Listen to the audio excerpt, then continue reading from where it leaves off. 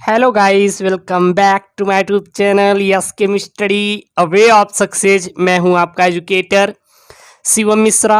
और आपके लिए सबसे बड़ी गुड न्यूज़ ये है कि आपको सभी नोट्स, जैसे कि अगर क्लास 12 बायोलॉजी की हैंड रिटन नोट्स, तो 2-3 चैप्टर तक आपको फ्री में मिल जाएंगे। अवेलेबल हैं आपके अपने YouTube channel yes chem study Telegram पर जाके वहाँ से आप डाउनलोड कर सकते हैं। बाकी लेना है तो 99 रुपये, केवल 99 रुपये। देखिए, नोट्स को बनाने में, लिखने में कहीं ना कहीं टाइम, और साथ ही साथ जो इसको काम करता है उसको भी कहीं ना कहीं पैसा दिया जाता है, तो उसके लिए कुछ अमाउंट आपसे लिया जा रहा है भाई, कुछ नहीं। बाकी हैंड रिटन पूरा नोट्स है, देख सकते हैं, और बहुत ही प्यारा सा नोट्स है। 100% श्योर गारंटी लेते हैं। यदि आप तैयार करके जाते हैं तो चाहे नीट हो चाहे बोर्ड हो, पूरा एकदम टच करते हुए चलेंगे। हम लोग केवल उन्हीं चीज़ों को पढ़ेंगे जो कि आपके बोर्ड एग्जाम ओरिएंटेड है, नीट के एग्जाम से रिलेटेड है, उन्हीं को। और कंप्लीट वीडियो इस चैप्टर में आपको मिलने वाला है, मानव जनन, जो कि एनसीईआरटी क्लास 12 बायोलॉजी का चैप्टर नंबर 3 है। स्पेशल हिंदी मीडियम वालों के लिए चलाई जा रही है। आप चाहे यूपी बोर्ड से हो, एमपी बोर्ड से हो, बिहार बोर्ड से हो, कोई भी बोर्ड है, क्योंकि यह हर बोर्ड में एनसीईआरटी है, बायोलॉजी वही पढ़नी है, बदलेगा नहीं। तो मैं इसीलिए एनसीईआरटी बेस पर ही आपको ले आ रहा हूं।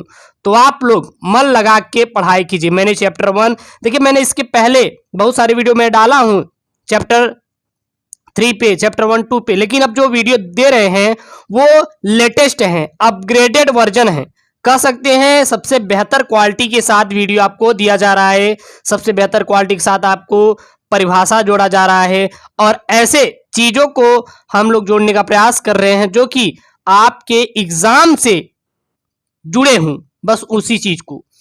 तो टेलीग्राम चैनल का लिंक डिस्क्रिप्शन के अंदर है, यस केम स्टडी से चलता है, जाके ज्वाइन कीजिए। अपने दोस्तों के साथ भी वीडियो शेयर कीजिए। हर एक वीडियो कंप्लीट सिलेबस पहले भी अपलोड किया जा रहा है, ये दोबारा अपलोड किया जा रहा है अच्छे से बना के। हर एक वीडियो आपको प्लेलिस्ट में मिलेगा, जाके वहां से वॉच कर लीजिएगा। तो आपका चैप्टर नंबर 3 है बायोलॉजी, क्लास 12 बायोलॉजी हिंदी वालों का चैप्टर नंबर 3 है मानव जनन। इंग्लिश में बोलते हैं इसको ह्यूमन रिप्रोडक्शन, ह्यूमन रिप्रोडक्शन। अब मानव 2 प्रकार के होते हैं। मानव कितने प्रकार के होते हैं? 2 प्रकार के होते हैं। पहला मेल, दूसरा फीमेल। तो मानव कितने प्रकार के? 2 प्रकार के, मेल और फीमेल। और यहाँ बात है जनन। तो जो जनक होते हैं, जनक में जो मेल और फीमेल होते हैं, मेल क्या होता है? नर होता है, फीमेल मादा। तो नर मादा मिलकर आपस में संतान बनाते हैं, तो इस क्रिया को हम लोग क्या बोल देते हैं प्यारे बच्चों? जनन का नाम दे दिया जाता है। उसी को हम लोग जनन कह देते हैं, उसी को क्या बोल दिया जाता है? जनन बोल दिया जाता है, ठीक है ना। तो कुछ स्टार पॉइंट देखेंगे तो जो मानव है, मानव बोले तो मनुष्य, नर और मादा, लैंगिक रूप से जनन करने वाला सजीव प्रजक या जरायुज प्राणी है। जो मानव है यह लैंगिक रूप से जनन करने वाला क्या है? एक सजीव प्रजक या जरायुज प्राणी है। कौन? मानव, ठीक है। अब इसमें आता है मनुष्य में लैंगिक जनन की परिघटनाएं, यानी कि मनुष्य में जब लैंगिक जनन होता है, लैंगिक मतलब जब नर और मादा, तो उसके पश्चात क्या क्या घटनाएं होती हैं। तो इसके अंतर्गत पहला अगर देखें तो युग्मक जनन, अर्थात पुरुष में शुक्राणुओं तथा स्त्री में अंडाणुओं का बनना होता है। अगर मनुष्य है वो लैंगिक जनन कर रहा है, तो कहीं ना कहीं लैंगिक जनन करने में ढेर सारे चीजें पार्टिसिपेट करेंगी, मनुष्य की बॉडी से रिलेटेड कुछ चीजें होती हैं। और पहला क्या? युग्मक जनन, जो कि पुरुष में शुक्राणुओं के द्वारा है तथा स्त्री में अंडाणुओं का बनना। दूसरा है युग्मक, अब यहाँ पे शुक्राणु बन जाएंगे, स्त्री में अंडाणु बन जाएगा। अब यहाँ से इनका क्या होगा? स्थानांतरण होता है। तो युग्मक स्थानांतरण वीर्य निषेचन, अर्थात मादा के जनन पथ पर शुक्राणुओं वीर्य का स्थानांतरण होता है। तीसरा निषेचन, नर व मादा युग्मकों का संलयन व युग्मनज का निर्माण होना। चौथे में क्या होता है? इसके बाद कोरक पुटी की रचना तथा परिवर्धन और इसका गर्भाशय की दीवार से चिपक जाना। अब पांचवा में क्या आएगा? भ्रूणी परिवर्धन, यानी कि गर्भावधि आ जाएगी, गर्भधारण मादा कर लेगी। और फिर क्या होता है लास्ट प्रोसेस? शिशु का जन्म होता है, अर्थात प्रसव की क्रियाएं घटित होती है। तो ये है, जब मनुष्य में लैंगिक जनन होता है तो सबसे पहले प्रोसेस अंडाणु शुक्राणु बनते हैं, फिर उनका स्थानांतरण होता है, फिर निषेचन घटना होती है, यानी कि नर और मादा युग्मक आपस में मिलेंगे, इसके बाद कोरक पुटी की रचना होगी तथा परिवर्धन और इसका गर्भाशय की दीवार से चिपक जाएंगे। उसके बाद भ्रूणी परिवर्धन, यानी कि अब जो औरत होगी वो गर्भधारण करेगी, इसके बाद वो 9 महीने बाद शिशु को क्या करेगी, जन्म देगी। ठीक है ना, तो ये प्रोसेस हो गया। अब इसमें जो पहला आता है वो आता है नर जनन तंत्र, जो कि बहुत इंपॉर्टेंट है, आपके एग्जाम में आ जाता है इससे रिलेटेड। अब इससे ऑब्जेक्टिव सब्जेक्टिव दोनों प्रकार के प्रश्न बन जाते हैं। तो नर जनन तंत्र पहला आता है। तो सबसे देखेंगे प्रजनन तंत्र, और किसका प्रजनन तंत्र, नर और मादा का। फिर उसके बाद मैं देखूंगा, इसके पूरा बताएंगे, लेकिन थोड़ा इसको देख लेंगे, समझ लेंगे तो अच्छे से आपको समझाएगा। तो मनुष्य में यानी कि नर एवं मादा में अलग अलग प्रकार के लैंगिक जनन तंत्र पाए जाते हैं। यहाँ पे लैंगिक प्रजनन तंत्र, जनन या प्रजनन दोनों एक ही शब्द है, जनन तंत्र पाए जाते हैं। ये 2 प्रकार के लैंगिक अंग प्राथमिक एवं द्वितीयक लैंगिक अंगों से बने होते हैं। और ये जो हमारे लैंगिक अंग होते हैं यह प्राथमिक और किससे बनता है, द्वितीयक लैंगिक अंगों से मिलकर बनता है। प्राथमिक जो लैंगिक अंग होता है उसका सबसे महत्वपूर्ण भूमिका होती है, और इसमें द्वितीयक अंग क्या करते हैं, सहायक होते हैं, उसकी क्या करते हैं, सहायता करते हैं जनन करने के लिए। सबसे पहला देखेंगे, हम लोग नर की बात कर रहे हैं, यहाँ पे नर जनन तंत्र, नर जनन तंत्र हेडिंग थी ऊपर, उसी में अभी आएगा ना। उसमें थोड़ा मैंने प्रजनन तंत्र के बारे में देख लिया, लेकिन मेन आपका क्या है, नर जनन तंत्र। अब यहाँ पे नर जनन के बारे में पूरा हम लोग देखेंगे। तो सबसे पहला आता है प्राथमिक लैंगिक अंग, क्योंकि लैंगिक अंग आपके 2 प्रकार के होते हैं, नर और मादा दोनों में, एक प्राथमिक एक द्वितीयक। तो सबसे पहले हम लोग देखते हैं प्राथमिक लैंगिक अंग। तो नर में वृषण की जनन कोशिकाएं विभाजन एवं परिपक्वन के फलस्वरूप युग्मकों का निर्माण करती हैं। अगर हम लोग नर में देखें तो नर में जो प्राथमिक जनन अंग होता है वह आपका क्या होता है, वृषण होता है। वृषण मतलब बोले तो टेस्टिस। तो नर में प्राथमिक जनन अंग क्या होता है, आपका वृषण होता है। और नर में वृषण की जनन कोशिकाएं जो होती हैं विभाजन एवं परिपक्वन के फलस्वरूप युग्मकों का क्या करती हैं, निर्माण करती हैं। नर के वृषण से स्रावित हार्मोन्स टेस्टोस्टेरोन नर के बाह्य एवं द्वितीयक लैंगिक लक्षणों तथा सहायक नर ग्रंथियों के निर्माण में क्या करता है, निर्माण का कार्य करता है। जननों की क्रियाविधि का नियंत्रण पीयूष ग्रंथि द्वारा स्रावित LH और FSH हार्मोन्स द्वारा होती है। अब आपका आता है सहायक या द्वितीयक लैंगिक अंग नर में। तो ये युग्मक उत्पत्ति नहीं करते किंतु जनन में महत्वपूर्ण कार्य करते हैं।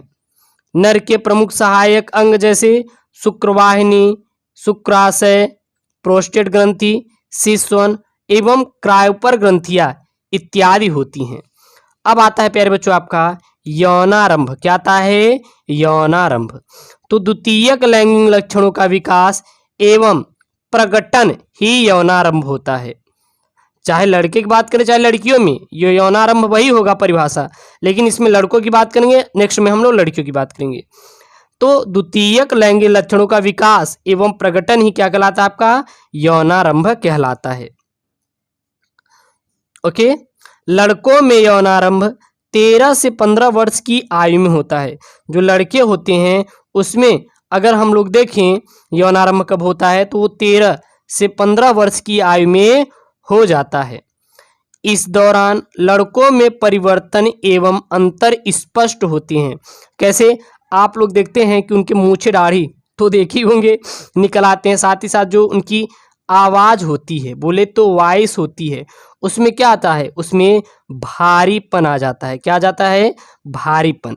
ठीक है ना, हल्का सा कर्कश आवाज उनकी होने लगती है, तो ये उसमें होता है। तो ये जो पॉइंट में याद रखिएगा, कभी कभी दे देता है कि चलिए यौनारंभ, लड़कों में यौनारंभ के मुख्य बिंदु लिखिए, तो आपको यह बता देना है लड़कों में यौनारंभ 13 से 15 वर्ष की आयु में होता है। इस दौरान लड़कों में परिवर्तन एवं अंतर स्पष्ट होता है। ठीक है ना। अब आता है नर जनन तंत्र के भाग एवं कार्य, यानी कि नर जनन तंत्र के भाग एवं कार्य कौन कौन से, यानी कि ऐसा कौन कौन से अंग होता है, अंग होते हैं और उनके क्या क्या कार्य यानी कि फंक्शंस हैं। तो सबसे पहले देखेंगे प्राथमिक जनन तंत्र। तो प्राथमिक जनन तंत्र या प्राथमिक प्रजनन तंत्र में पहला जो नर का होता है वो वृषण आता है, मैंने आपको पहले भी डिस्कशन कर दिया है।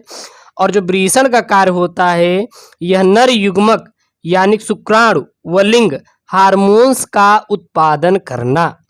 तो वृषण का मेन कार्य क्या होता है, वृषण का जो मेन कार्य होता है यह नर युग्मक अर्थात शुक्राणु व लिंग हार्मोन्स का उत्पादन करना हमारा वृषण का कार्य होता है। मुख्य कार्य इसका यही होता है, ठीक है ना। तो वृषण का कार्य क्या होता है, नर युग्मक यानी शुक्राणु का निर्माण करना व लिंग हार्मोन्स का उत्पादन करना वृषण का सबसे महत्वपूर्ण कार्य होता है, जो कि वृषण नर का प्राथमिक लैंगिक अंग माना जाता है जनन तंत्र।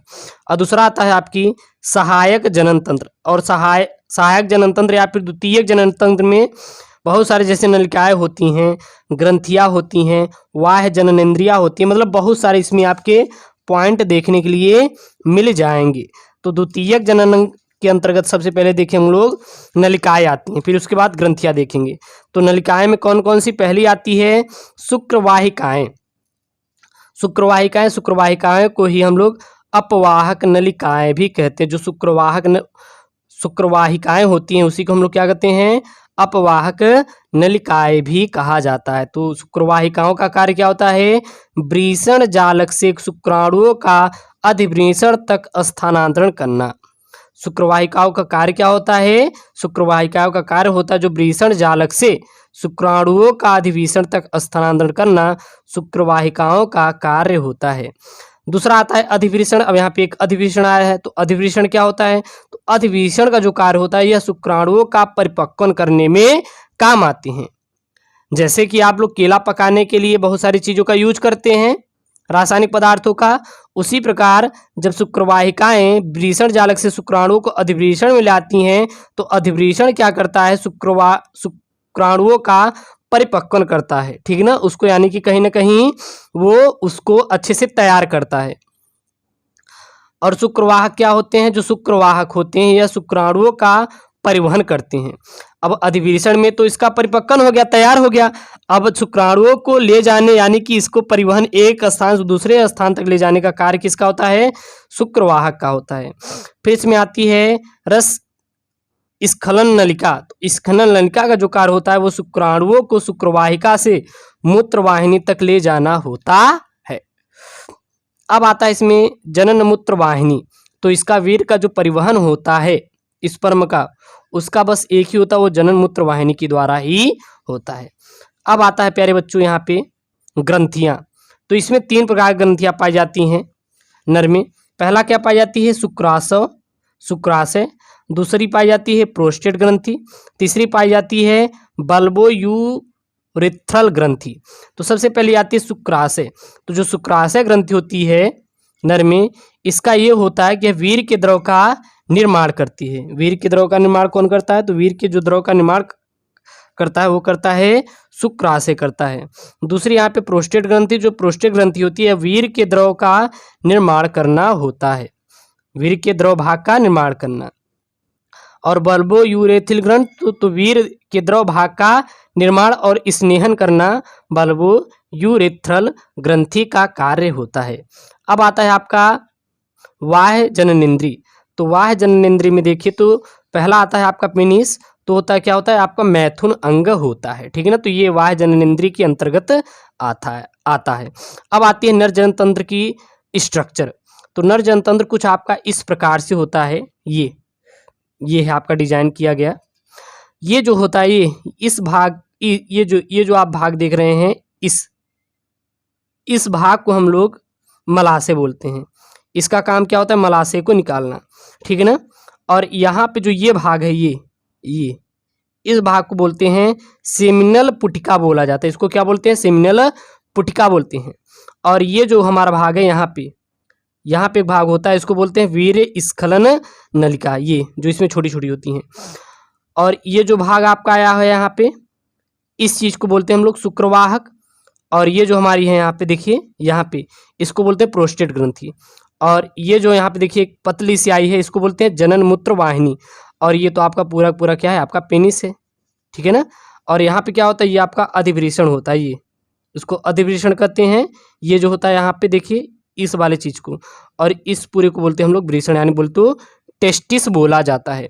इसका स्ट्रक्चर आप जो एनसीईआरटी का बुक है, एनसीईआरटी का बुक है, एनसीईआरटी, वहाँ पे आप देख लेंगे तो इसको अच्छे समझ में आ जाएगा, और वहाँ से इसका स्ट्रक्चर भी अच्छे से बना सकते हैं। तो ये नर जनन तंत्र है। अब इसमें मैंने कुछ चीज़ें आपको बताई है, इसमें बताई है आपकी वृषण के बारे में। अब इसको हर एक चीज़ को मैं और अच्छे से विस्तार से समझेंगे। पहले तो वहाँ पे देख लिए कि वृषण क्या होता है, वृषण का कार्य क्या होता है। तो वृषण का कार्य नर युग्मक यानी शुक्राणु व लिंग हार्मोन्स का उत्पादन करना होता है, और यह नर जनतंत्र का प्राथमिक अंग माना जाता है। लेकिन अब होता है क्या, इसकी संरचना क्या है, तो हर एक चीज देखेंगे। तो देखेंगे वृषण, ये वृषण है क्या, टेस्टिस होता क्या है। तो वृषण नर के मुख्य जनन अंग होते हैं। जो वृषण होता है यह नर के क्या होते हैं, मुख्य जनन अंग होते हैं। यह उदर गुहा से बाहर वृषण कोश में स्थित होते हैं। और यह कहाँ पे स्थित होते हैं, यह उदर गुहा से बाहर वृषण कोश में स्थित होते हैं। इसमें शुक्राशय से एक वाहिनी आती है, इसमें शुक्राशय से क्या आती है, एक वाहिनी आती है, और मूत्र मार्ग से इस स्खलनी वाहिनी के रूप में जाकर क्या होती है, खुलती है, ठीक है ना। तो यह आपको है वृषण। अब आती है वृषण की संरचना। वृषण की संरचना कैसी होती है, यानी कि वृषण की सूक्ष्मदर्शी संरचना देखे तो प्रत्येक वृषण लगभग 250 वृषणी पिंडक या पिरामिडी वृषणी पिंडकों में विभक्त होता है। तो प्रत्येक वृषण कितने वृषणी पिरामिडी पिंडकों में विभक्त होता है, तो 250 पिरामिडी वृषणी पिंडकों में विभक्त हो या फिर इससे मिलकर बना होता है, जिसमें 1 से 4 महीन तथा अति कुंडलित शुक्रजन नलिकाएं पाई जाती हैं। जिसमें 1 से 4 अतिमहीन अतिकुंडली शुक्रजनन नलिकाएं पाई जाती हैं। इनसे शुक्राणु जनन द्वारा शुक्राणु बनते हैं, और इनसे ही इसमें शुक्राणु जनन की प्रोसेस होती है, और फिर किसका निर्माण होती है, शुक्राणुओं का प्यारे बच्चों निर्माण होती है। क्लियर हुई यहाँ तक बात, क्लियर हुई कि नहीं। चलिए, शुक्रजनक नलिकाओं के अतिरिक्त पिंडक के ऊतक में रक्त कोशिकाएं, तंत्रिका तंतु तथा अंतराली कोशिकाएं भी होती हैं। इन्हें लीडिंग कोशिका भी कहते हैं, और इन्हें क्या कहा जाता है, इन्हें ही प्यारे बच्चों लीडिंग कोशिकाओं का भी नाम दिया गया है।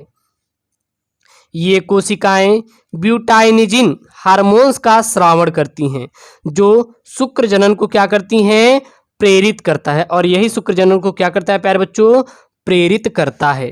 ओके, तो अब आपका आता है जननिक उपकला। अगर जननिक उपकला जो होती है वह देखें तो वो उसमें 2 प्रकार की कोशिकाएं होती हैं।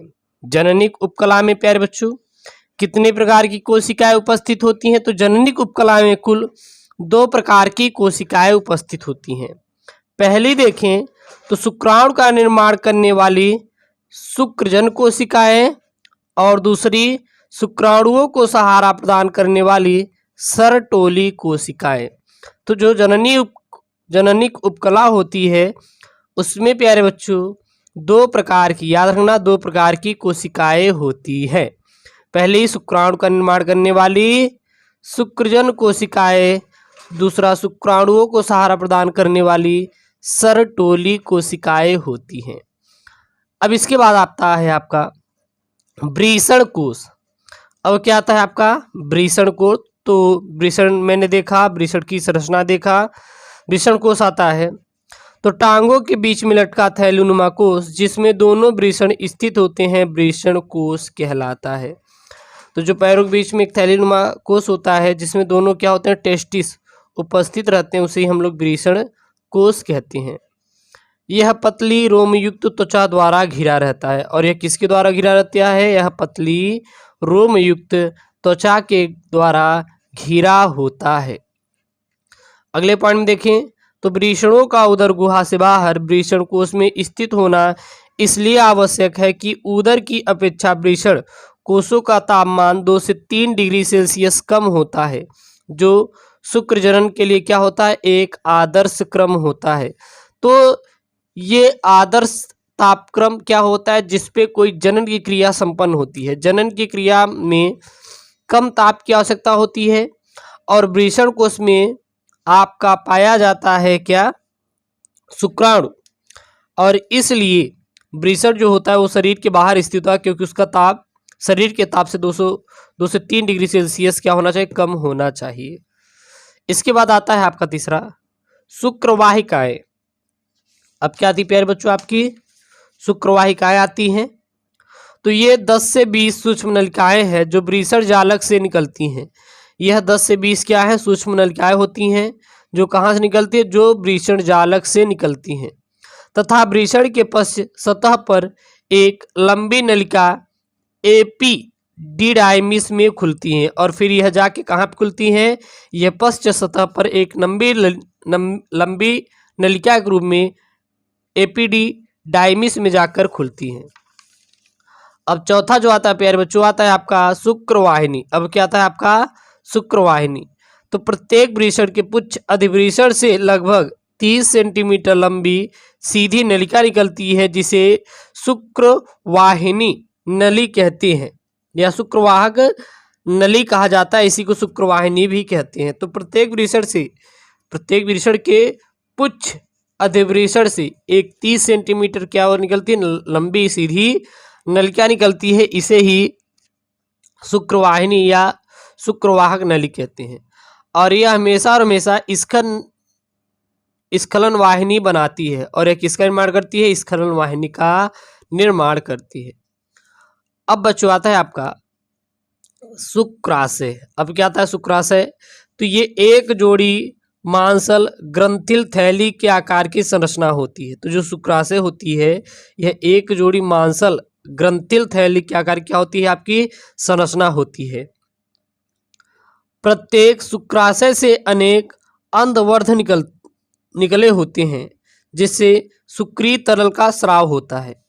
यह तरल स्पर्म का अत्यधिक भाग बनाता है। ठीक है, यह वीर्य क्या करता है, अत्यधिक भाग क्रिएट करता है। इसमें फ्रैक्टोज, प्रोटीन, साइट्रेट आदि उपस्थित होते हैं। प्रत्येक शुक्राशय से निकली छोटी वाहिनी अपनी ओर के शुक्रवाहिनी से मिलकर स्खलन वाहिनी बनाती है। अब ये जो स्खलन वाहिनी बनाती होती क्या है, तो प्रत्येक शुक्राशय से एक स्खलन वाहिनी प्रोस्टेट ग्रंथि से होते हुए प्रोस्टेटिक मूत्रमार्ग से मिलकर एक मूत्रजन नलिका का निर्माण करती है। फिर आता है यहाँ पे मूत्रमार्ग। तो मूत्राशय से एक वाहिनी निकलकर मूत्रजन छिद्र द्वारा पेनिस के शीर्ष पर जाके कहाँ खुलती है, बाहर की ओर खुलती है। ठीक है, चलिए अब आता है आपका प्रोस्टेट ग्रंथि। अब क्या आती है आपकी, वाती प्यारे बच्चों प्रोस्टेट ग्रंथि। तो यह भूरे रंग की अखरोट के आकार की ग्रंथि है। यह जलीय क्षारीय दुधिया रंग का तरल पदार्थ स्रावित करती है। यह शुक्राणुओं को हमेशा सक्रिय बनाता है। फिर आती है आपकी बल्बो यूरिथ्रल या काउपर की ग्रंथियां। तो मूत्रमार्ग के दोनों तरफ एक छोटी पीले रंग की ग्रंथियां होती है, जिन्हें काउपर ग्रंथियां कहा जाता है। ये क्षारीय श्लेष्म युक्त द्रव का स्राव करती हैं। बाकी तो ये आपको तो पता ही है, इतना तो समझदार है। इसको आप देख लीजिए, यह त्वचा से ढका रहता है और इसके अंदर का भाग अत्यधिक संवहनी और स्पंजी होता है। अब बात आती है आपकी सीमन की। तो मैथुन के समय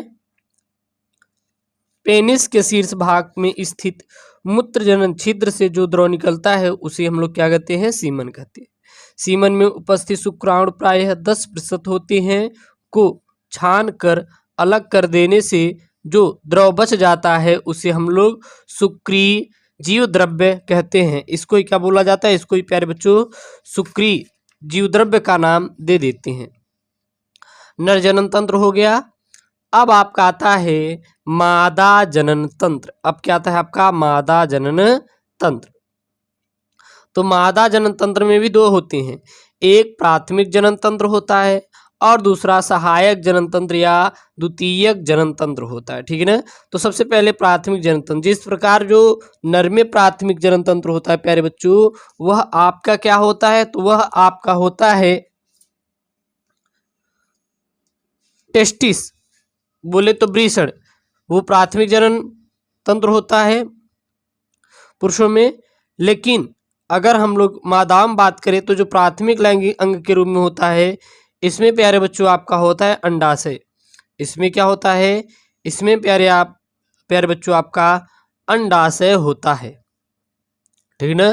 तो प्राथमिक लैंगिक अंग, तो मादा में अंडाशय की जनन कोशिकाएं विभाजन एवं परिपक्वन के फलस्वरूप युग्मक का निर्माण करती हैं। जो मादा में अंडाशय की जो जनन कोशिकाएं होती हैं, यह विभाजन एवं परिपक्वन को फलस्वरूप युग्मक का क्या करती हैं, निर्माण करती हैं। मादा के अंडाशय से स्रावित हार्मोन एस्ट्रोजन द्वितीयक एवं बाह्य लैंगिक लक्षणों, सहायक मादा ग्रंथियों तथा रजचक्र या मासिक चक्र का विकास एवं नियमन करती है। ओके। अब प्यारे बच्चों आपका आता है, वो आता है सहायक या द्वितीयक लैंगिक अंग। तो मादा के प्रमुख सहायक अंग अंडवाहिनी, गर्भाशय, विजाइना, भग, बर्थोली ग्रंथियां इत्यादि होती हैं। अब आता है इनमें यौनारंभ के बारे में। तो लड़कियों में यौनारंभ 10 से 14 वर्ष की आयु में प्रारंभ हो जाता है। तो लड़कियों में जो आपका यौनारंभ कब होता है, तो लड़कियों में जो प्यारे बच्चों यौनारंभ होता है आपका, वो होता है 10 से 14 वर्ष की आयु में इनका यौनारंभ प्रारंभ हो जाता है। अब आती है मादा जननतंत्र का फिगर कैसे बनाएंगे। तो मादा जननतंत्र का फिगर प्यारे बच्चों कुछ इस प्रकार से आप लोग बनाएंगे।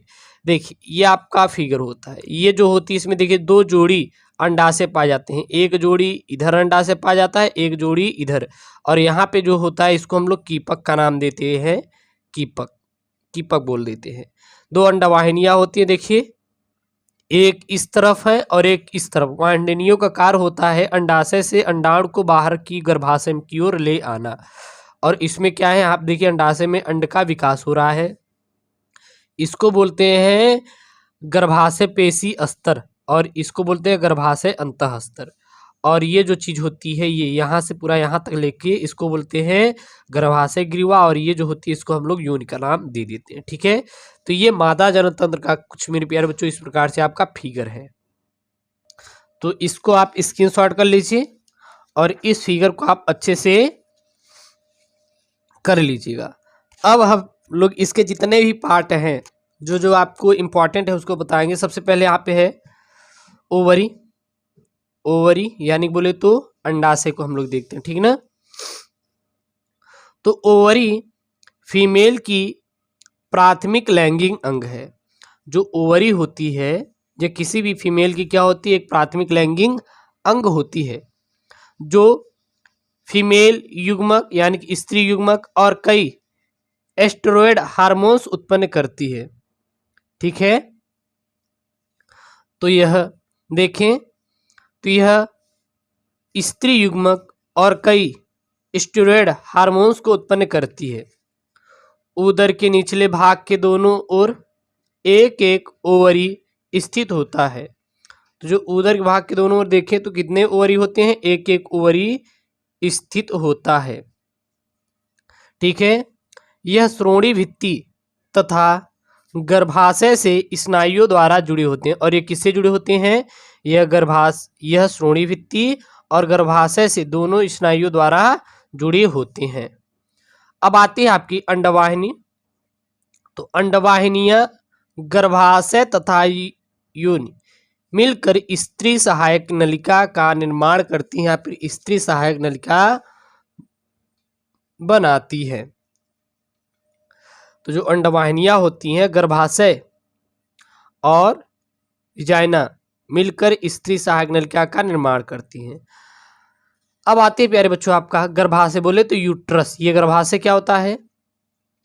तो प्रत्येक मादा में केवल एक गर्भाशय होता है। तो याद रखिएगा, प्रत्येक मादा में केवल एक ही गर्भाशय होता है। गर्भाशय एक ग्रीवा द्वारा योनि में खुलता है। ओके, और ग्रीवा की गुहा को ग्रीवा नाल कहते हैं। और जो प्यारे बच्चों ग्रीवा की गुहा होती है उसे ही को हम लोग क्या बोलते हैं? ग्रीवा नाल का नाम देते हैं, जो योनि के साथ मिलकर एक जन्म नाल यानी कि बर्थ कैनल की रचना करती है। गर्भाशय की भित्ति ऊतकों की 3 परत वाली होती है। कौन कौन सी? पहली देखें तो बाहरी परतें झिल्लीमय अस्तर को परिगर्भाशय कहते हैं। दूसरा, मध्य मोटे चिकने पेशी अस्तर को गर्भाशय पेशी अस्तर कहते हैं। और तीसरा, आंतरिक ग्रंथिल अस्तर को गर्भाशय अंतः अस्तर कहते हैं, जो गर्भाशय युक्त को अस्तरित करती है। आता है प्यारे बच्चों आपका अंडाशय की सूक्ष्मदर्शी संरचना। तो प्रत्येक अंडाशय के बाहर की ओर घनाकार जननिक उपकला होती है। जननिक उपकला के बाहर का आवरण पेरिटोनियम कहलाता है। और जो जननिक उपकला के बाहर का आवरण होता है इसी को हम लोग क्या बोल लेते हैं? पेरिटोनियम का नाम दे देते हैं।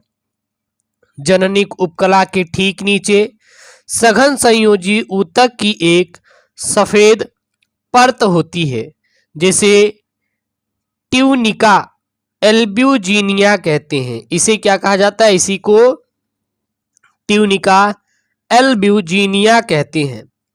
अंडाशय के भीतर के ऊतक को स्ट्रोमा कहा जाता है, और जो अंडाशय के भीतर का ऊतक होता है उसको हम लोग प्यारे बच्चों अंडाशय हम लोग उसी को स्ट्रोमा कह देते हैं। ओके, परिपक्व अंडाशयी पुटक ग्राफिकन पुटिका कहलाता है। और जो परिपक्व ग्राफियन जो अंडाशयी पुटक होते हैं उसको प्यारे बच्चों हम लोग क्या बोल देते हैं? उसको हम लोग ग्राफियन पुटिका का नाम दे देते हैं, जो अग्र पीयूष ग्रंथि द्वारा स्रावित FSH के नियंत्रण में वृद्धि करता है। अगला देखें तो इसकी पुटक कोशिकाएं मादा लिंग हार्मोन्स एस्ट्रोजन का स्रावण करती हैं। और जो इसकी पुटक कोशिकाएं होती है वो मादा लिंग हार्मोन्स अर्थात एस्ट्रोजन का स्रावण करती है। सब ऑब्जेक्टिव में आपके प्रश्न बोर्ड में बन जाएंगे। प्रत्येक पुटिका में एक अंड कोशिका होती है जो अंडाणु बनाती है। और जितने भी पुटिका होती हैं इसमें क्या होती है? एक प्यारे बच्चों अंड कोशिका होती है जो अंडाणु का निर्माण करती है। जननिक उपकला कोशिकाएं स्ट्रोमा में धंसकर पुटिका बनाती हैं। एक वयस्क मादा के दोनों अंडाशयों में लगभग 1,20,000 से 1,60,000 पुटिका पाई जाती है। तो जितनी भी मादा हमारी वयस्क होती हैं उसमें दोनों अंडाशयों में लगभग कितनी पुटिका पाई जाती है? तो दोनों में 1,20,000 से 1,60,000 पुटिका पाई जाती हैं। लेकिन इनमें से केवल 450 ही पूरे प्रजनन काल में परिपक्व होते हैं, बाकी पूरे क्या हो जाते हैं? और नष्ट हो जाते हैं। ठीक है ना, इसमें से केवल 450 ही परिपक्व होंगे या फिर बनेंगे, बाकी सभी क्या हो जाएंगे प्यारे बच्चों? नष्ट हो जाते हैं। शेष भिन्न भिन्न समय पर नष्ट हो जाते हैं। नष्ट होने की क्रिया को पुटकीय जीर्णता कहते हैं। अर्थात पुटकीय जीर्णता क्या होता है? तो जो पुटकीय जीर्णता होता है वह जो पुटिका होती है जब वो नष्ट हो जाती हैं तो इसको हम लोग पुटकीय जीर्णता का नाम दे देते हैं।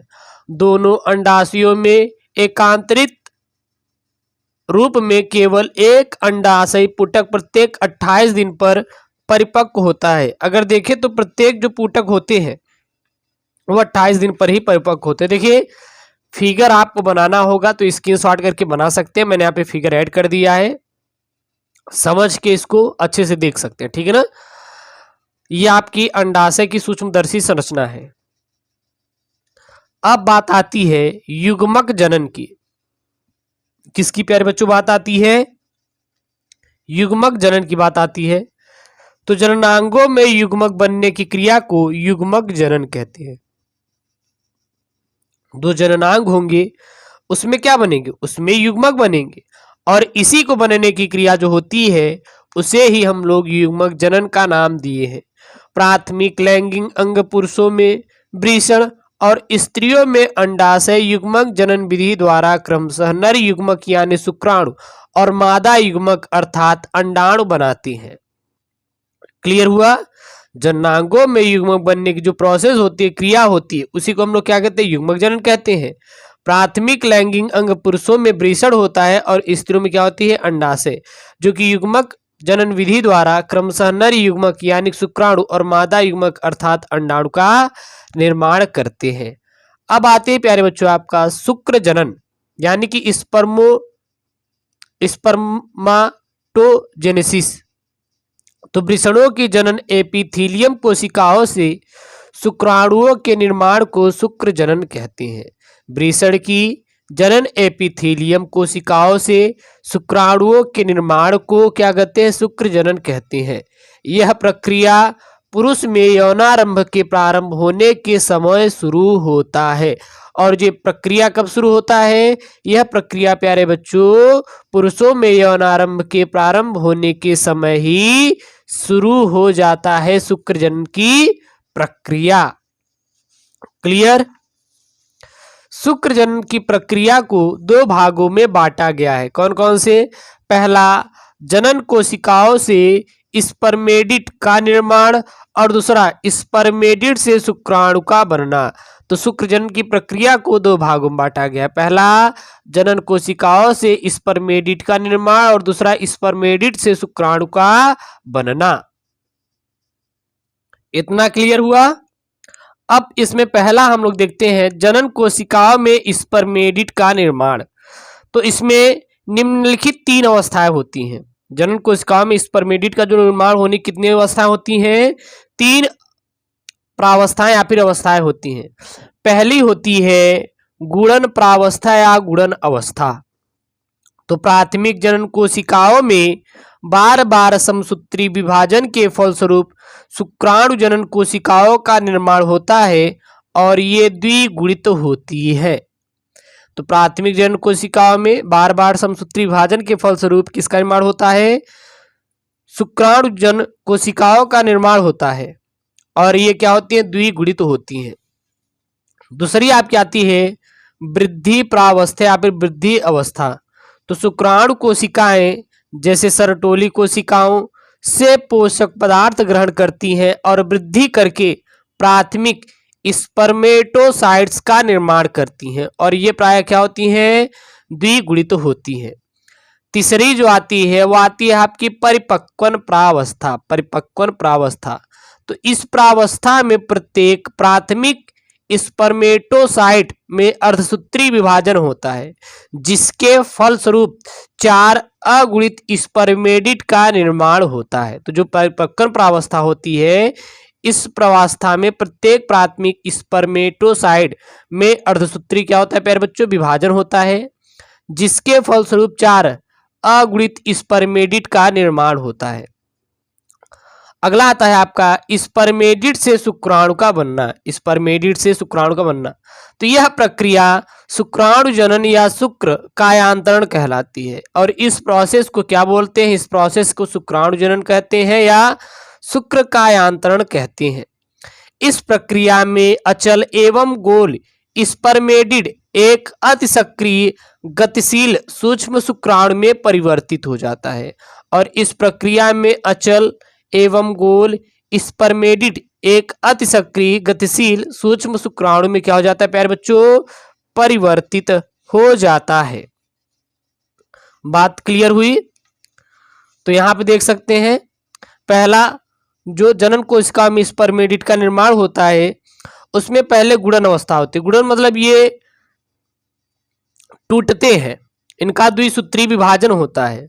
तो शुक्रजन कोशिकाओं का निर्माण होता है। जब इनका अर्धसूत्री विभाजन होता है तो शुक्रजन कोशिकाओं का निर्माण होता है। फिर इसके फलस्वरूप प्राथमिक स्पर्मेटोसाइड एक आता है और इसका वृद्धि प्रावस्था होती है। फिर इनका एक गुणित होता है, यानी कि अब इनका फिर अर्धसूत्री विभाजन होगा तो द्वितीयक स्पर्मेटोसाइड का बनती हैं और इसी को परिपक्वन प्रावस्था बोलते हैं और फिर इससे स्पर्मेटिड का निर्माण होती है। ओके, तो इतना आप क्लियर कर लीजिएगा। अब बात आती है शुक्राणु की। किसकी बात आती है प्यारे बच्चों? शुक्राणु की। ये शुक्राणु क्या होते हैं, फिगर भी मैं आपको इसको बताऊंगा और बहुत ही अच्छे से इसको समझाने का प्रयास करूंगा। तो शुक्राणु, शुक्राणु को बोलते हैं स्पर्म। तो शुक्राणु होता क्या है? मानव में शुक्राणु लगभग 60 माइक्रोमीटर लंबा होता है। जो शुक्राणु होता है मनुष्यों का, वो कितने मीटर लंबा होता है? तो मनुष्यों का जो शुक्राणु होता है वो लगभग 60 माइक्रोमीटर प्यारे बच्चों लंबा होता है। ठीक है, इसमें देखिए तो इसमें 3 चीज पाए जाते हैं। पहला क्या पाया जाता है? सिर पाया जाता है। दूसरा क्या पाया जाता है? ग्रीवा एवं मध्य भाग पाया जाता है। और तीसरा जो पाया जाता है वो पाया जाता है प्यारे बच्चों पुच्छ, बोले तो टेल पाई जाती है। तो इसमें स्पर्म में 3 भाग पाए जाते हैं। तो सबसे पहला भाग होता है सिर। तो इस भाग में मुख्यतः केंद्रक तथा गुणसूत्र उपस्थित होते हैं। जो सिर वाला भाग होता है इसमें क्या क्या उपस्थित होते हैं? तो इसमें केंद्रक होता है तथा गुणसूत्र उपस्थित होते हैं। क्लियर? सिर का प्रारंभिक भाग एक्रोसोम होता है। जो सिर का प्रारंभिक भाग होता है वो क्या होता है? एक्रोसोम में भी जब फिगर से समझाएंगे तो आपको और डिटेल के साथ समझ में आएगा। जो गोल्जी काय द्वारा निर्मित होता है। जो एक्रोसोम होता है किसका बना होता है? यह गोल्जी काय का बना होता है, जिससे अंडे के आवरण को घोलने वाले एंजाइम्स स्रावित होते हैं। और यह यहाँ से क्या होते हैं? यहाँ से ऐसे एंजाइम स्रावित होते हैं जो अंडे के आवरण को तोड़ के अंदर की ओर घुस जाए घोल के उसको। इस प्रकार यह निषेचन में क्या होते हैं? सहायक होते हैं। तो थोड़ा फिगर देख लेते तब आपको और अच्छे समझ में आएगा। तो यहाँ पे हमने सिर की बात की थी। किसकी बात की थी प्यारे बच्चों? यहाँ पे हमने सिर की बात की थी। ठीक है ना? सिर की तो बात किए थे कि और किसी किए थे? सिर की ही किए थे। तो ये देखिए, ये है एक्रोसोम। और जो एक्रोसोम होता है यह किसका बना होता है? गोल्जी काय का बना होता है, जो कि अंडे को आवरण को तोड़ने वाले एंजाइम्स इसमें होते हैं। और इसी के अंदर गुणसूत्र होता है। इसी सिर के अंदर क्या होता है? गुणसूत्र होता है। यही घुसेगा और वहां पे गुणसूत्र अपना देगा तो वहां पे लड़की और लड़के का निर्माण करेगा। और यहाँ पे क्या होता है? ये कोशिका द्रव्य होती है। ठीक है ना? तो ये आपका क्या होता है? सिर वाला भाग होता है। अगला आता है ग्रीवा या फिर मध्य भाग। तो इस भाग में एक जोड़ी तारक काय उपस्थित होते हैं। इस भाग से शुक्राणु के अंत तक एक अच्छी तंतु उपस्थित होता है। इस भाग से शुक्राणु के अंत तक क्या होता है? एक अच्छी तंतु उपस्थित होता है। इस अच्छी तंतु के चारों ओर उपस्थित माइटोकॉन्ड्रिया शुक्राणु को गति करने के लिए ऊर्जा प्रदान करते हैं। तो यहाँ पे देख सकते हैं, यहाँ पे माइटोकॉन्ड्रिया है और यहाँ पे एक अच्छी तंतु है जो कि पूंछ तक चली जाती है सीधी में। देखिए ये अच्छी तंतु है जो कि पूंछ तक चली जाती है और ये माइटोकॉन्ड्रिया जो होती है इस अच्छी तंतु को ऊर्जा प्रदान करते हैं और फिर ये अच्छी तंतु पूंछ को तैरने में सहारा देता है। अब आती है पूंछ की। तो ग्रीवा व मध्य भाग का अच्छी तंतु इस भाग में उपस्थित रहता है। इसके कुछ भाग पर कोशिका द्रव्य का आवरण होता है जिसे मुख्य खंड कहते हैं, तथा शेष भाग जिस पर कोशिका द्रव्य का आवरण नहीं होता उसे अंतः खंड कहते हैं। उसको क्या बोल दिया जाता है? अंतः खंड का नाम दे दिया जाता है। तो ये है आपकी स्पर्म की संरचना। तो इसकी शॉर्ट करके मैं इसको थोड़ा सा आपको अच्छे से क्लियर करा दे रहा हूँ, इसको देख लीजिएगा बस। बाकी नीचे का पूछ है तो ये आप इसको बना लीजिएगा और ये बहुत ही इंपॉर्टेंट है आपके लिए।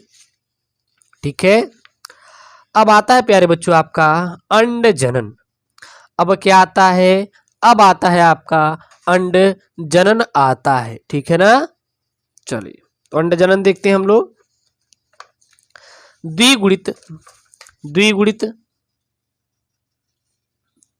मातृ कोशिकाओं से अर्धसूत्री विभाजन द्वारा अंड कोशिका का निर्माण अंड जनन कहलाता है। तो अंड जनन क्या होता है? द्विगुणित अंड मात्र कोशिकाओं से अर्धसूत्री विभाजन के द्वारा अंड कोशिकाओं का निर्माण क्या कहलाता है? अंड जनन कहलाता है। यह प्रक्रिया भी 3 चरणों में पूर्ण होती है और ये प्रोसेस होती कितने चरणों में पूर्ण होती है? 3 चरणों में पूर्ण होती है। पहले क्या है? गुणन अवस्था, दूसरी है वृद्धि अवस्था और तीसरी है परिपक्वन अवस्था या प्रावस्था। तो सबसे पहले आती है गुणन प्रावस्था। तो अंडाशय के निर्माण के समय ही प्राथमिक जनन कोशिकाओं में बार बार समसूत्री विभाजन के फलस्वरूप अंडाशयी पुटिकाओं का निर्माण होता है, जिसे अंडाणु जनन कहती है। बात समझ आई? अंडाशय के निर्माण के समय ही प्राथमिक जनन कोशिकाओं में बार बार समसूत्री विभाजन के फलस्वरूप अंडाशयी पुटिकाओं का क्या होता है? निर्माण होता है। इसे ही हम लोग अंडाणु जनन कहते हैं और ये द्विगुणित होती है। ये कैसी होती है? तो ये द्विगुणित होती है। फिर आती प्यारे बच्चों आपकी वृद्धि प्रावस्था, बोले तो परिपक्वन प्रावस्था, सॉरी वृद्धि प्रावस्था, वृद्धि अवस्था। तो अंडाणु जनन के समूह में से एक कोशिका वृद्धि करके प्राथमिक अंडक बनाती है। अंडाणु जनन के समूह में से एक कोशिका क्या करती है? वृद्धि करती है। इसके बाद प्राथमिक अंडक का निर्माण करती है, जो कणिका में कोशिकाओं से घिर जाती है और फिर यही कणिका में कोशिकाओं से क्या होती जाके घिर जाती है। अब आती है आपकी परिपक्वन अवस्था, परिपक्वन प्रावस्था। तो द्वितीयक ग्राफिकन पुटिकाओं में उपस्थित प्राथमिक ऊसासाइट में प्रथम अर्धसूत्री विभाजन होता है, जिससे 2 असमान अगुणित कोशिकाएं बनती हैं। एक बड़ी अगुणित द्वितीयक ऊसासाइट तथा एक छोटी पोलर काय बनती है। अंडाणु में द्वितीय अर्धसूत्री विभाजन के फलस्वरूप अंडाणु तथा द्वितीय पोलर काय का निर्माण होता है। अंडाणु को ही डिंब कहा जाता है और जो अंडाणु होती है उसे प्यारे बच्चों क्या कहा जाता है? डिंब कहा जाता है। ध्रुव कोशिकाएं जनन में भाग नहीं लेती, जो जनन प्रोसेस होता है उसमें भाग नहीं लेती है और शीघ्र ही नष्ट हो जाती है। और फिर ये क्या होती है? बहुत ही अतिशीघ्र क्या हो जाती है? नष्ट हो जाती हैं। यहाँ पे है इसका स्ट्रक्चर देख सकते हैं। पहला जो होता है गुणन प्रावस्था, जिसमें अर्धसूत्री विभाजन होता है, ठीक है ना, और इसी को हम लोग प्राथमिक जनन कोशिका कहते हैं। इसके फलस्वरूप अंडाणु जनन होता है। फिर वृद्धि प्रावस्था होती है, जिसके फलस्वरूप प्रथम पोलर काय बनते हैं। फिर परिपक्वन प्रावस्था होती है, जिससे द्वितीयक पोलर काय बनते हैं और फिर इससे ही अंडाणु या फिर डिंब बन जाते हैं। तो ये अंड जनन की क्या है? प्रोसेस है, अंड जनन की प्रक्रिया है। अब आपका प्यारे बच्चों आता है अंड, यानी बोले तो ओवम। तो अंड क्या होता है? तो मानव का अंड गोल अकवची, अकवची का मतलब होता है इसमें कोई भी कवच नहीं पाया जाता, अपीतकी एवं अचल मादा युग्मक होता है। तो जो मानव का अंड होता है यह गोल होता है, पहली बात। दूसरा अकवचु, यानी इसमें कोई कवच नहीं होता है। अपीतकी एवं अचल मादा युग्मक है।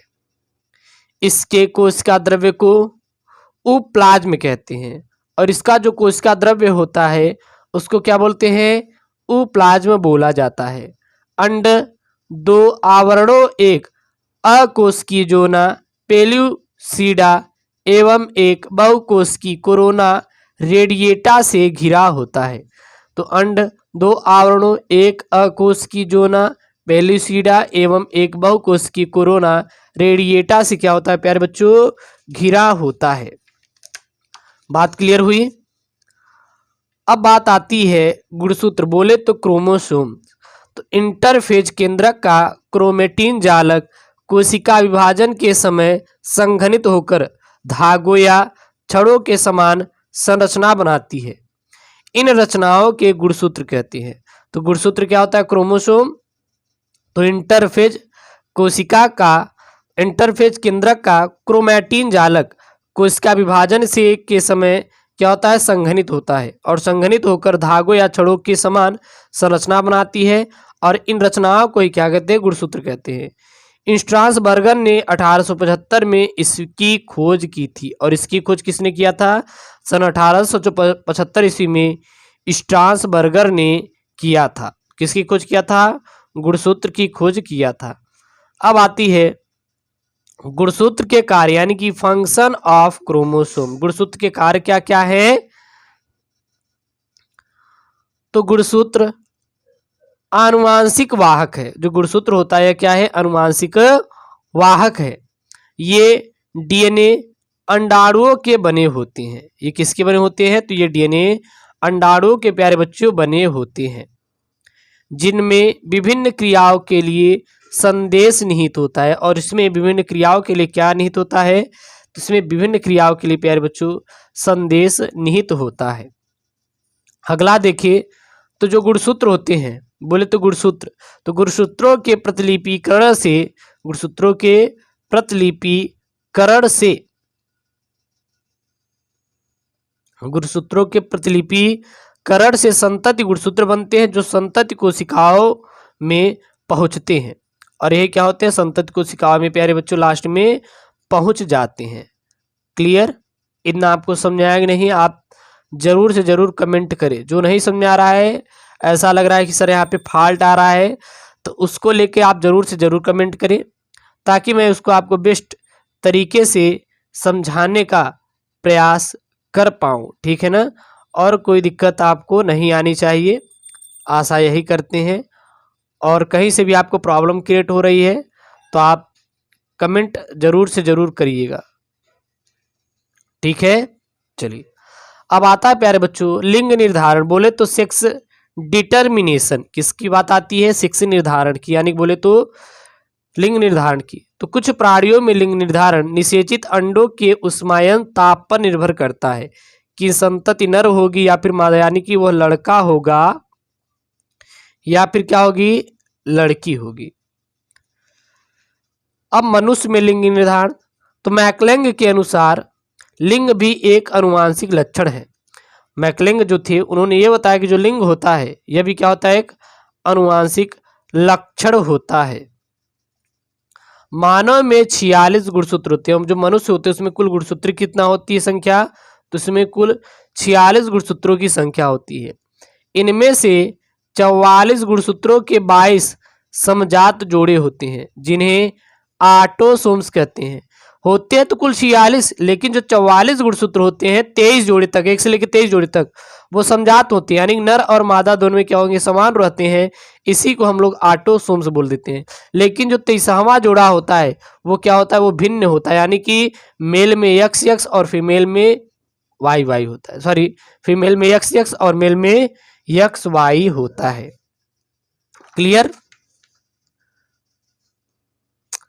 पुरुष तथा स्त्री में लिंग गुणसूत्र का एक जोड़ा भिन्न होता है।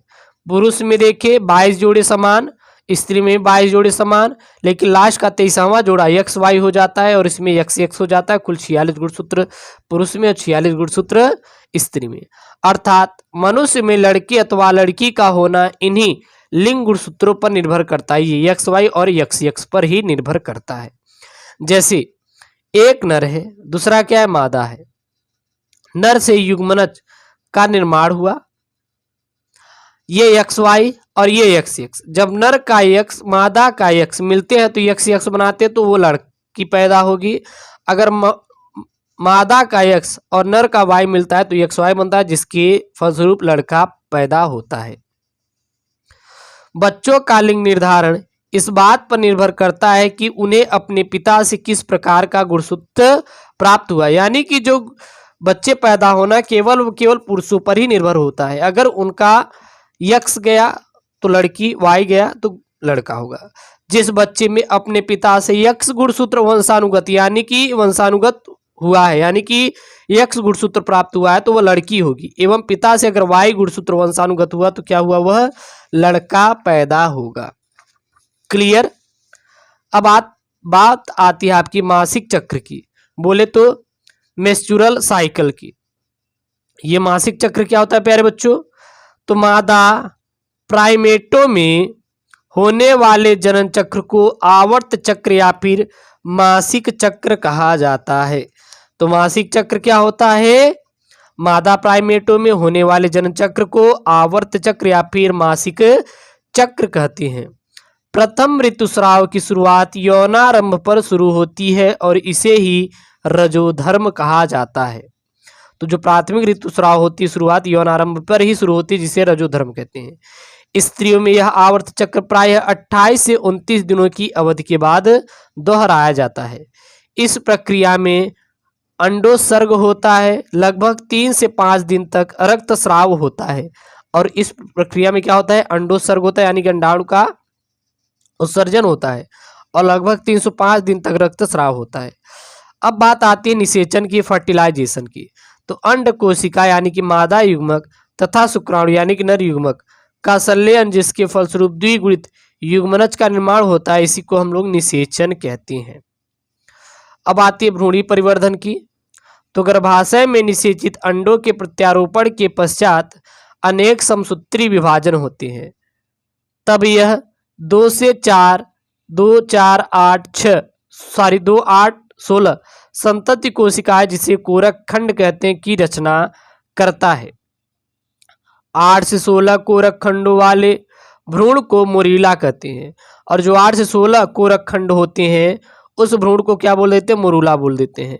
यह कोरक पुटी के रूप में परिवर्तित हो जाता है। एक ब्लास्टोसिस्ट में ब्लास्टोमियर्स बाहरी परत में व्यवस्थित होते हैं, जिसे पोष कोरक कहा जाता है। इसे क्या बोल देते हैं हम लोग, पोष कोरक का नाम दे देते हैं।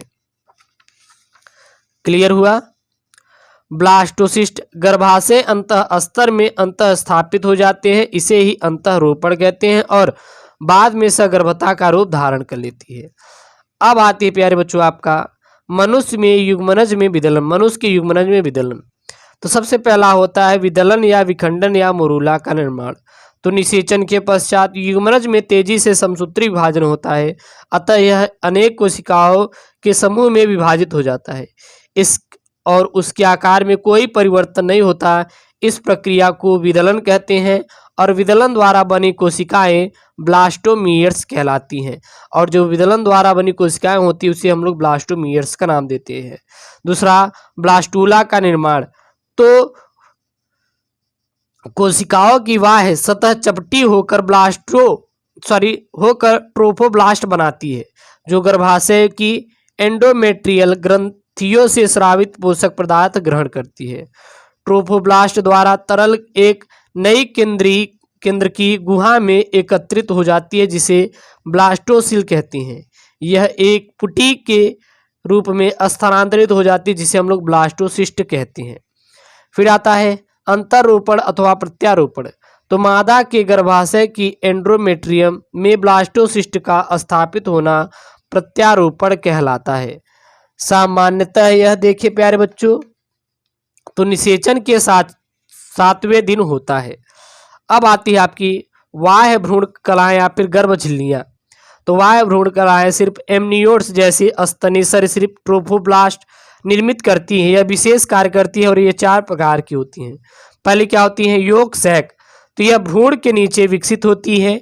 इसकी भित्ति ट्रोफोब्लास्ट तथा एंडोब्लास्ट युक्त होती है, जो बाद में एंडोडर्म तथा मीसोडर्म में बदल जाती हैं। दूसरी आती है एमनियोन। तो यह आंतरिक एक्टोडर्म तथा बाह्य मीसोडर्म का सबसे भीतरी भाग है। एमनियोन भ्रूण की रक्षा करती हैं और भ्रूण की बाहरी आघातों से भी यह रक्षा करती हैं। फिर आती है कोरियोन की। तो यह भ्रूण के चारों ओर होती हैं तथा इसके भीतर की ओर दैहिक मीसोडर्म व बाहर की ओर एक्टोडर्म या ट्रोफोब्लास्ट होता है। फिर आता है आपका अप्रापोशिका। तो इसका विकास एक छोटे कोष के रूप में भ्रूण की आहार नाल के एक्टोडर्म से होता है। नाभिरज्जु की मदद से यह भ्रूण से क्या होती है, जुड़ी रहती है। बात क्लियर हुई। अब आपकी आती है अपरा, जिसको बोलते हैं प्लासेंटा। तो मादा एवं भ्रूण के रक्त के मध्य विभिन्न पदार्थों के विनिमय हेतु भ्रूण की भ्रूणी झिल्लियां मुख्यतः जरायु एवं अप्रापोशिका गर्भाशयी दीवारों के निकट स्थित होती हैं। भ्रूण की भ्रूणी झिल्लियों एवं स्त्रियों की गर्भाशयी श्लेष्मिका से मिलकर बनी संयुक्त संरचना, जिसके द्वारा भ्रूण तथा मादा के रक्त के बीच विभिन्न पदार्थों का विनिमय होता है उसे ही अप्रा कहते हैं। अब बात आती है अप्रा का कार्य क्या होता है। तो अप्रा का कार्य वसा, ग्लाइकोजन तथा लौह का संचय करना होता है। अप्रा का ट्रोपोब्लास्ट इनमें से गुजरने वाले प्रोटीन का अपघटन करना होता है। यह चेचक, खसरा, डिप्थीरिया आदि रोगों के एंटीबॉडीज माता के रक्त से गर्भ पहुंचकर इन रोगों से बचाता है और यह यकृत के निर्माण तक ग्लाइकोजन का संचय करता है। और अप्रा एस्ट्रोडियोल, प्रोजेस्टेरोन, मानोकोरियोनिन और गोनेट्रोट्रोपिन (एचसीजी) तथा मानव अपरी सोमैटोट्रोपिन (एचपीएस) का श्रावण करती है। तो यह क्लास 12th बायोलॉजी का chapter number 3 NCERT full Hindi medium वालों के लिए प्यारे बच्चों वीडियो है 160 में। और आप ऐसे ही वीडियो चाहते हैं फुल कंप्लीट तो अपने यूट्यूब चैनल एसकेएम स्टडी को सब्सक्राइब करिए। नोट्स पीडीएफ के लिए हमारे टेलीग्राम चैनल एसकेएम स्टडी से जुड़िए, जिसका लिंक डिस्क्रिप्शन के अंदर गिवन है, दिया गया, वहां से जाके ज्वाइन कर लीजिए। ओके दोस्तों, थैंक यू, जय हिंद।